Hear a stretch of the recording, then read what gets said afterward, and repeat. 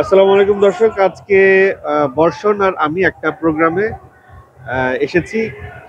বর্ষণকে ক্যামেরার সামনে এনেছি একটা কারণে, সেটা হচ্ছে বর্ষণকে নিয়ে সামাজিক যোগাযোগ মাধ্যমে অনেক ট্রল হচ্ছে। বর্ষণ একটা স্পিচ দিয়েছে জাতীয় বাংলাদেশ ফিল্ম স্টুডেন্ট অ্যাসোসিয়েশনের জাতীয় চলচ্চিত্র সম্মেলন। জাতীয় চলচ্চিত্র সম্মেলনে একটা স্পিচ দিয়েছে সিনেমা নিয়ে, ফিল্ম নিয়ে। সেই স্পিচটা অনেকে মিস ইন্টারপ্রিট করছে, ভুল বুঝছে। তো আমরা একটু বর্ষণের কাছ থেকে জানতে চাই যে বর্ষণ আসলে কি বলছে সেখানে শাকিব খানকে নিয়ে। না, অ্যাকচুয়ালি আমি কাউকে যে যখন তোমার উদাহরণ দিতে হয়, আমার তো কাউকে না কাউকে সামনে মানে প্রসঙ্গক্রমে অনেক কথাই চলে আসে। আমি বেসিক কথা যেটা বলতে চেয়েছিলাম, মানে আমাদের দেশের ফিল্মে আসলে অনেকগুলো সংকট। যেমন ধরো আমাদের টিকেটিং নাই, সো প্রডিউসার জানে না ট্রান্সপারেন্সি, আমার টিকিট কয়টা সেল হয় বা আমি কয় টাকা পাবো। আমাদের কোনো সেন্ট্রাল সার্ভার নাই, তো পাইরেসি হওয়ার একটা সম্ভাবনা থাকে, একটু নানাবিধ জটিলতা থাকে। আরেকটা যেটা মূল সংকট, যেটা নিয়ে আমরা খুব একটা বেশি এখনো পর্যন্ত নজর দিইনি, সেটা হলো গল্প, স্টোরি টেলিং। আমাদের দেশে কিন্তু ভালো গল্পের অভাব আছে, এটা কেউ বলতে পারবে না। কিন্তু আমরা আসলে ভালো গল্প থাকা সত্ত্বেও আমরা নকল গল্প, ভুলভাল গল্প বলে যাচ্ছি সিনেমাতে। কিন্তু আমরা দায়ী টানছি দর্শকের, যে দর্শক সিনেমা দেখতে আসছে না। রাইট। কিন্তু তুমি যদি ভালো গল্প দাও, দর্শক সিনেমা দেখছে। তুমি বিগত সময়ে দেখো, শাকিব খানের কথাই দেখো, প্রিয়তমা বলো, তুফান বলো, দর্শক একটা এন্টারটেইন গল্প পেয়েছে, দর্শক দেখতে গেছে এবং রিপিট দর্শক পেয়েছে, পাইছে।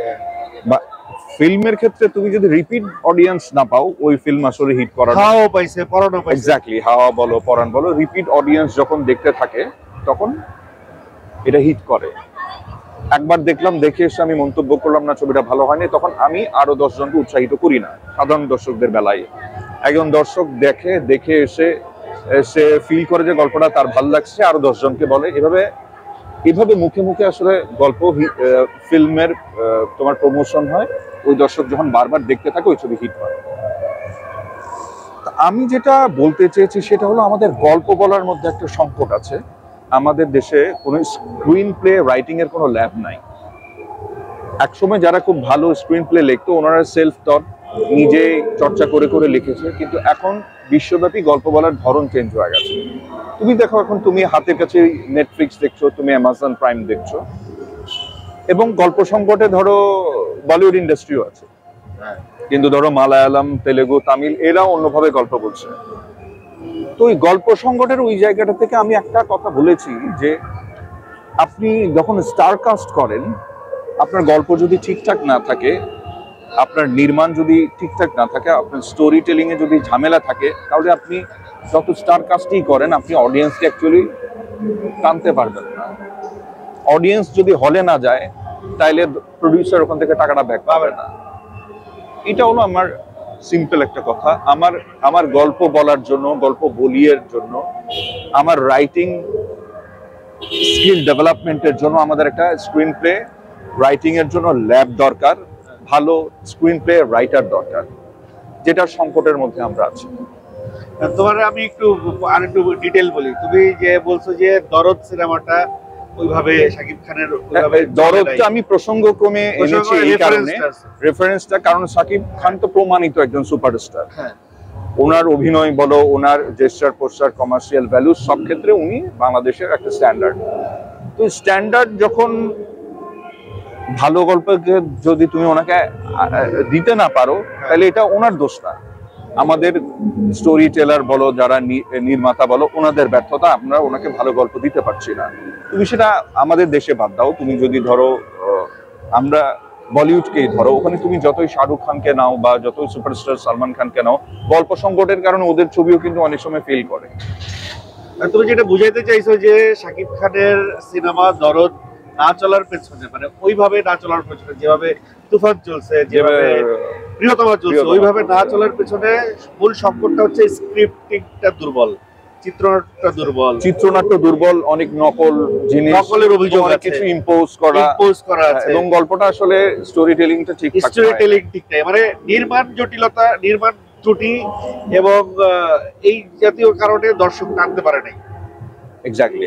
আমি ছবিটা দেখতে গেছি, অনেক দর্শকের নিশ্চয়ই দেখতে গেছে, নিজেও সিনেমাটা দেখতে গেছি। তো আমি নিশ্চয়ই আরেকজনকে এইখানে বলতে উৎসাহিত হই নাই যে এই ছবিটা ভালো হয়েছে। এখানে বোধহয় কিন্তু আমাদের দেশের দর্শক অনেক কনসিডারেবল। তুমি যদি মোটামুটি ভাবে একটা গল্প বলে দিতে পারো, বাংলাদেশের দর্শক অনেক কিছু বিবেচনা করে না, ভুলভাল বিবেচনা না করে ছবিটা দেখে এবং আবার দেখতে যায়, এবং আমাদের দর্শক অ্যাকচুয়ালি অনেক কনসিডারেবল। এবং সিনেপ্লেক্সের হিসেব অনুযায়ী বোধহয় 2 কোটি টাকাও ক্রস করতে পারে নাই ওদের গ্রস কালেকশন। আমি ওই হিসেবটা আমি বলতেছি হিসেবটা, যেখানে 40 কোটি টাকার মতো গ্রস কালেকশন বোধহয় তুফানের হয়েছে।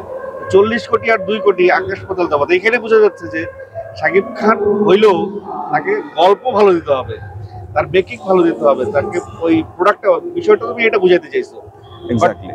সাম এক্সটেন্ট কিছু মানুষ এটাকে মিস ইন্টারপ্রিট করছে যে তুমি শাকিব খানকে ছোট করে কথা বলছো, বিষয়টা তো আসলে একদমই তা, একদমই তা। ওই বিষয়টাই। আরেকটা বিষয় হলো যে ধরো যখন তোমার ফ্যান ফলোয়ার তোমাকে ভুলভাল গল্প তোমার পক্ষে খুশি থাকে, সেটাও একটু বিপজ্জনক। হ্যাঁ, এটাও বিপজ্জনক, কারণ যে আমি যার ভক্ত, সে যখন খারাপ কোনো কাজ করছে সেটাও যখন আমি প্রশংসা করছি। আমি খারাপ কাজ বলছি না, যেমন ধরো আমি ভালোটা মানের কোনো কাজ করছে সেটাও আমরা প্রশংসা করছি, তখন কিন্তু আলটিমেটলি সে তাহলে আমি ভালো কাজের উৎসাহটা হারিয়ে ফেলছি, দর্শক হিসেবে ভালো কাজ দেখার সম্ভাবনাটা হারিয়ে ফেলছি। যে নির্মাতা সে এইরকম আরেকটা কোনো মতে নিজের জন্য। আমি আসলে কন্ট্রোভার্সিটা ক্লিয়ার করার চেষ্টা করলাম, শেষ করে দিব। জাস্ট বর্ষণের আপকামিং কি কাজগুলো আছে একটু যদি জানো।